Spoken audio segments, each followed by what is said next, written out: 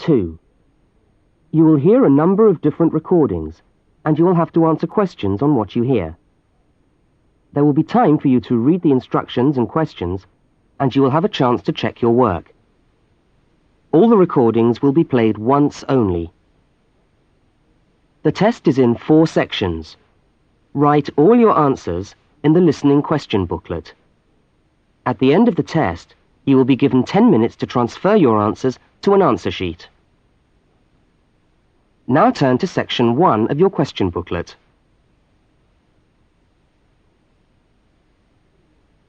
Section 1. In this section, you will hear 2 overseas students, Kate and Lukey, being interviewed by a university counsellor. First look at questions 1 to 5.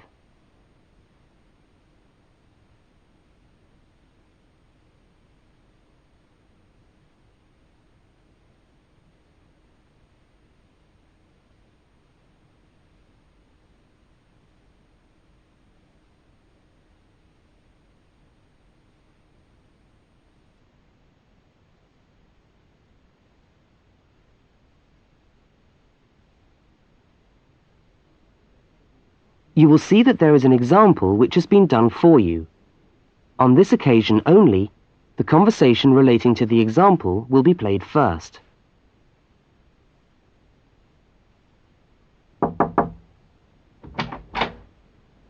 Hi there, Kate. Come on in. How are you today? Fine, thanks. Hi, Lukey. How's things? Okay. Well, as I explained on the phone, I'm a counsellor here at the Student Services section of the university.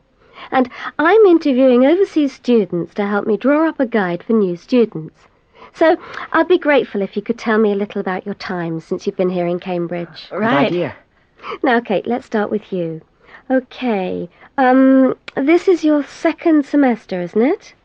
Could you tell us something about your first impressions of the town when you arrived? Yeah.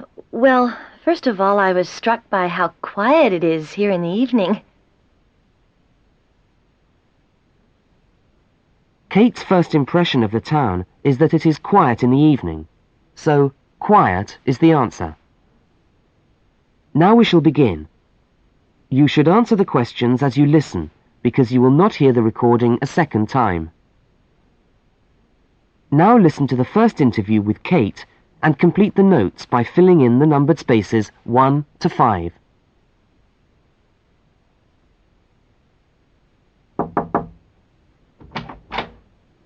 Hi there, Kate. Come on in. How are you today? Fine, thanks. Hi, Lukey. How's things? Okay. Well, as I explained on the phone, I'm a counsellor here at the Student Services section of the university. And I'm interviewing overseas students to help me draw up a guide for new students. So I'd be grateful if you could tell me a little about your time since you've been here in Cambridge. Right. Good idea. Now, Kate, let's start with you.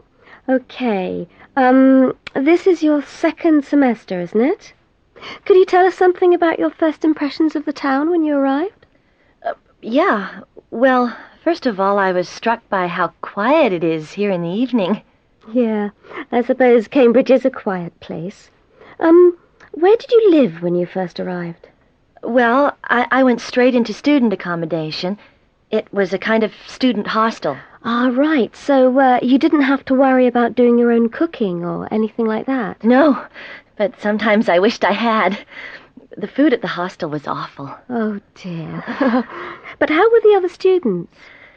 To be honest, I haven't managed to make many friends, even though the place is full. People seem to keep to themselves. They're not really very friendly. Oh, I'm sorry to hear that. Well, what about the actual course? You're studying, I'm doing a master's by coursework in environmental studies. Oh, right. And how are you finding that? Yeah, well, it's been pretty good, really. I've enjoyed the course, but I feel there hasn't been enough contact with the lecturers. Oh. They all seem to be incredibly busy. The only chance I've really had to talk to them was on the field trip. Well, that's no good. Mm-mm. Could anything be done to improve the course, in your opinion? Well, I think it would be helpful to have meetings with lecturers on the course. Say, once a fortnight, something like that. Regular meetings. Uh-huh. Yes, that could certainly help. Now, Kate, we'll come back to you in a minute, but I'd just like to ask Lukey some questions. Before they continue the interview, look at questions 6 to 10.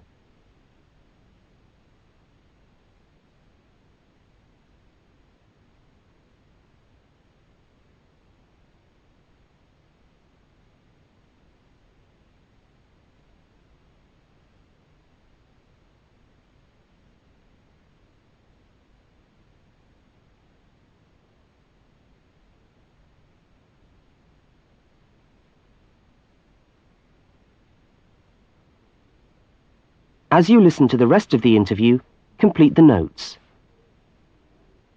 Lukey, where are you from? I am from Indonesia. And how did you find Cambridge when you first arrived? Well, I like it here. I think the city is very beautiful. What about your accommodation? Was that okay? Yes, okay. At first, I stayed with a family for 3 months. They were very kind to me, but they had 3 young children and I found it difficult to study. Right, I see. So after 3 months, I moved out, and now I live with 2 other students in a student house. It's much cheaper and we like it there. Good. And, what about your studies? What are you studying? I'm doing a Bachelor of Computing. Computing, I see. Oh. Apart from the language difficulties, if you can separate them, how have you found the course? Oh. Okay, but... Yes, go on. Well, the main difficulty for me is getting time on the computers in the computer room. Ah. It's always busy, and this makes it very hard to do my practical work. Yes, I'm sure it would. Can you reserve time in the computer room? No, you can't. But it would certainly help if we could reserve computer time. Yes, I'll look into that and see if something can't be done to improve things over there. Now, let's go back to Kate. That is the end of section 1. You now have half a minute to check your answers.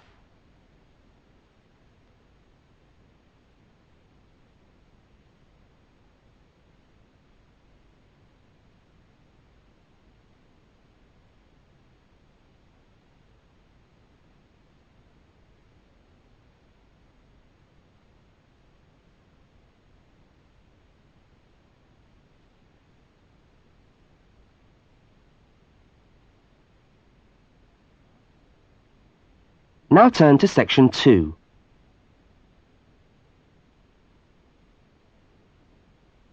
Section 2.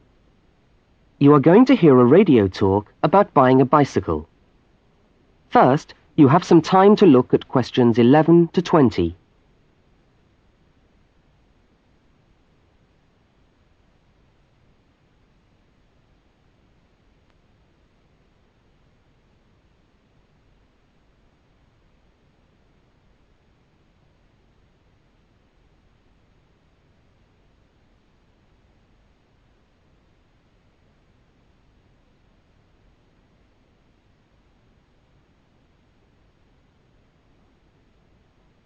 Now listen to the first part of the talk and complete the notes by filling in the numbered spaces 11 to 20. Well, last week we talked about buying camping equipment, and today I'd like to talk to you about buying a bicycle. A simple enough exercise, you might imagine, but there are lots of things to look out for to make sure you get the best deal for your money. Well, the range of bicycles is enormous. There are racing bikes, touring bikes, mountain bikes, or just plain ordinary bikes for riding round town. They vary enormously in 2 basic ways: price and quality. This means that the choice you make will probably be determined by the amount of money you want to pay, your own personal needs, what is actually available, or a compromise of all 3 things. However, in broad terms, you can spend anything from $50 to $2,000 on a bike, so you'll need to know what you're looking for. Single-speed cycles, that is bikes with no gears, are really only suited to short, casual rides. Their attraction is their simplicity and reliability. After years of neglect, they still manage to function, though not always too efficiently. If it's basic transport you're after, then you can't go wrong. 3-speed cycles, on the other hand, are all that is really necessary for most town riding, going to the shops and things like that. Like the single-speed bike, they're simple and reliable.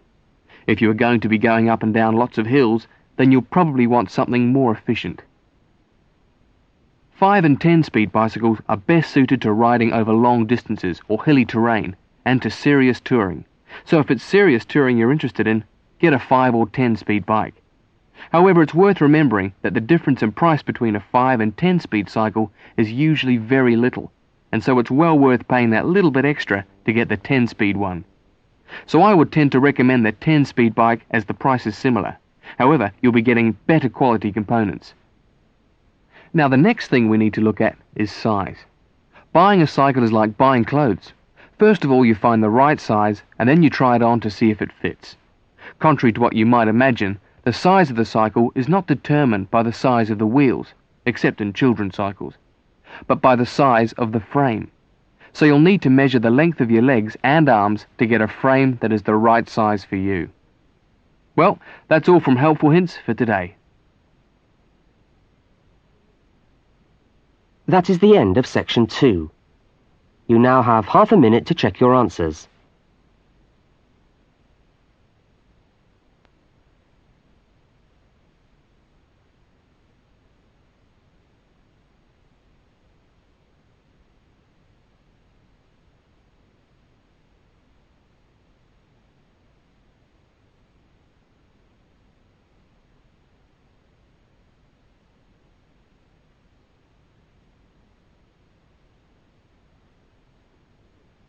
Now turn to section 3.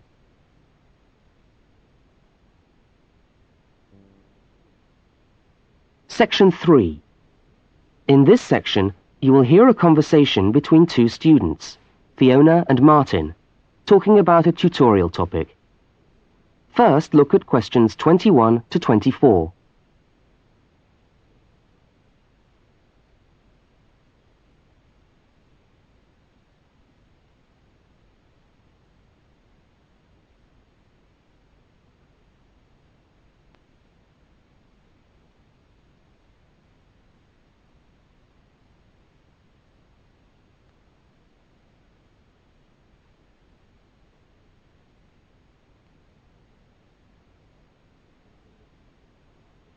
Now listen and answer questions 21 to 24. Hi there, Martin. How are you going with your Australian Studies tutorial paper? Oh, good. I finished it, actually. Lucky you. What did you do it on? I'm still trying to find an interesting topic. Well, after some consideration, I decided to look at the history of banana growing in Australia. Banana growing? Yeah, banana growing. Fascinating, I'm sure. Well, it's not as boring as you'd think. And I wanted to tie it into the work I've been doing on primary industries and the economy. Anyway, I bet there are a few things you didn't know about bananas. Such as? Such as the fact that bananas were among the first plants ever to be domesticated. Oh, really? Yeah, they're an extremely nourishing food. I suppose you're going to tell me the whole history of banana growing now, aren't you? Well, it'll be a good practice run for my tutorial next week. I'll do the same for you sometime. Okay, fire away. So where were these bananas first domesticated? According to my research, the Cavendish banana, which is a type of banana, and the first type to be cultivated here, actually originated in China, but they had a fairly roundabout route before they got to Australia. You mean they didn't go straight from China to Australia? No, they didn't. It seems that in 1826, bananas were taken from South China to England. I suppose they'd have made a welcome addition to the English diet. Yes, I'm sure. Well, apparently there was an English duke who was particularly fond of bananas, and he used to cultivate them in his hothouse, which is where you have to grow them in England, of course, because of the cool climate. And they became quite popular in the UK. So he was the one responsible for cultivating the Cavendish banana, which was then introduced into Australia. I see, and we've been growing them ever since. Yeah. Now look at questions 25 to 32.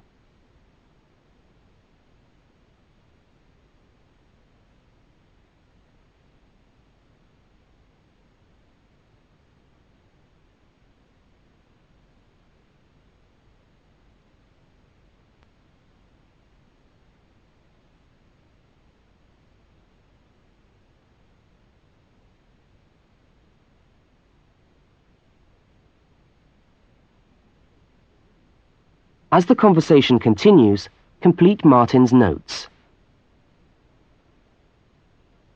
Are they hard to grow? Well, yes and no. To grow them in your garden, no, not really. But to grow them commercially, you need to know what you're doing. You see, you only get one bunch of bananas per tree, and it can take up to 3 years for a tree to bear fruit if you don't do anything special to it. But this period is greatly reduced with modern growing methods, particularly in plantations where you have perfect tropical conditions. Right. So what are you looking at? 1 year? 2 years? No, around 15 months in good conditions for a tree to produce a bunch of bananas. And once you've got your bunch, you cut the bunch and the plant down. So how do the trees reproduce then? Well, bananas are normally grown from suckers, which spring up around the parent plant, usually just above the plant. They tend to like to grow uphill, or at least that's the common wisdom. So that's why banana plantations are usually on hillsides, is it? Yeah, they grow best like that. That's interesting. If you plant them in rich soil and give them plenty of water at the beginning of summer, then they should be well advanced by the beginning of winter, when growth virtually stops. But in a country like England, they're hard to grow. Although you can grow them in a hothouse. But in Australia, it's not difficult. No, though even here, the growers put plastic bags around the bunches to protect them and keep them warm. If you go up to the banana growing districts, you'll see all these banana trees with plastic bags on them. But how do they stop the bananas going bad before they reach the shops? Well, the banana bunches are picked well before the fruit's ripe. Once you cut the bunch, the bananas stop growing, but they do continue to ripen. The interesting thing is that once one banana ripens, it gives off a gas which then helps all the others to ripen. So they pretty much all ripen within a few hours of each other. Amazing. So do we export lots of bananas overseas to Europe and Asia, for instance? Well, oddly enough, no. I believe New Zealand takes a small proportion of the crop, but otherwise, well, they're mostly grown for the domestic market, which is surprising when you think about it, because we grow an enormous number of bananas each year. Yes, well, thank you for all that information. I'm sure the tutorial paper will go really well. You certainly seem to have done your research on the subject. Let's hope so. That is the end of section 3. You now have half a minute to check your answers.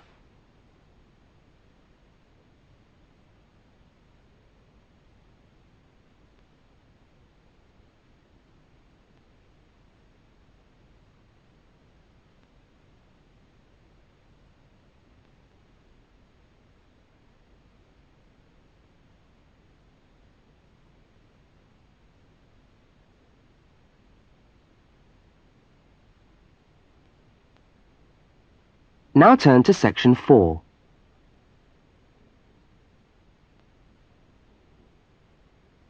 Section 4. You are going to hear part of a public lecture for new students. First, look at questions 33 to 35.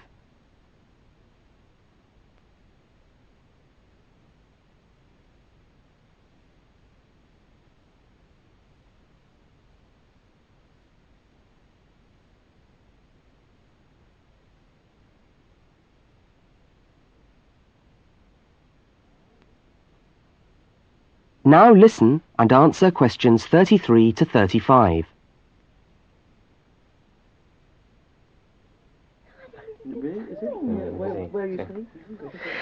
Good morning everyone, and welcome to our regular lecture on health issues. This series of lectures is organised by the Students' Union and is part of the Union's attempt to help you, the students of this university, to stay healthy while coping with study and social life at the same time. So, it's a great pleasure for me to welcome back Ms. Diane Greenbaum, who is a professional dietitian and who has been kind enough to give up her time in what I know is a very hectic schedule to come along and talk to us today. Thank you. Thank you very much, John. May I say it's a pleasure to be back. Now, stresses at university, being away from home and having to look after yourselves, learning your way around the campus, all contribute to making it quite hard sometimes to ensure that your diet is adequate. So, today, I'm going to talk about ways of making sure that you eat well, while at the same time staying within your budget.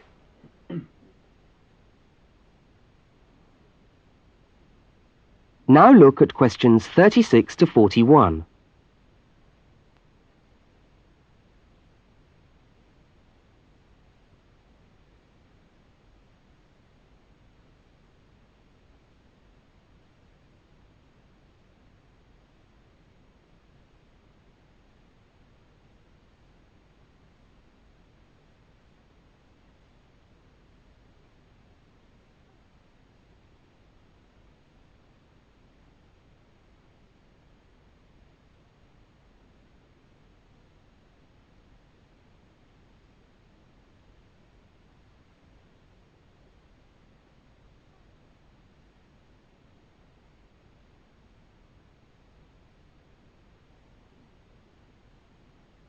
As you listen to the second part of the lecture, complete the notes and diagram in the spaces provided.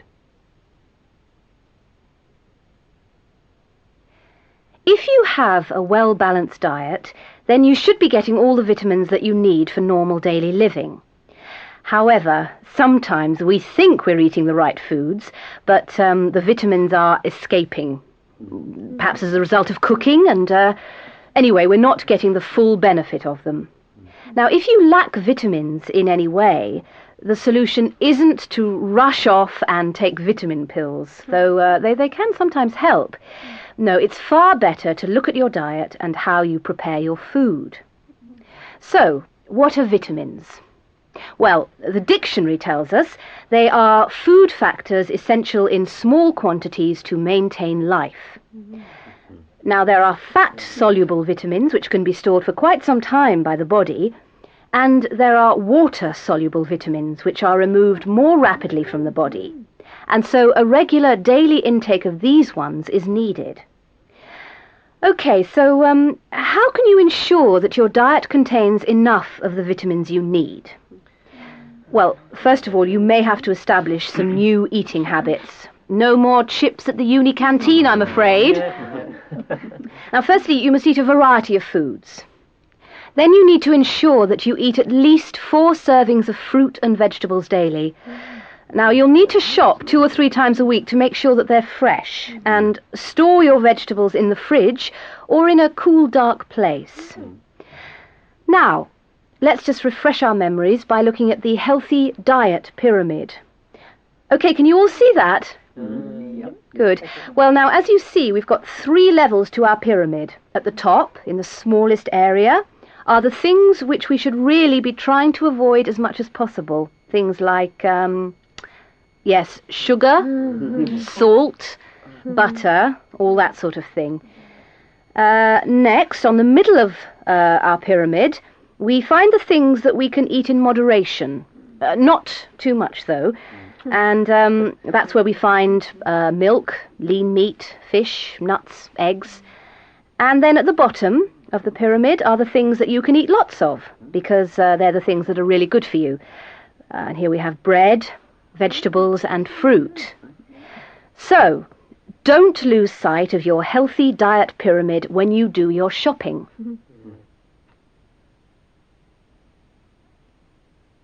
That is the end of section 4. You now have half a minute to check your answers.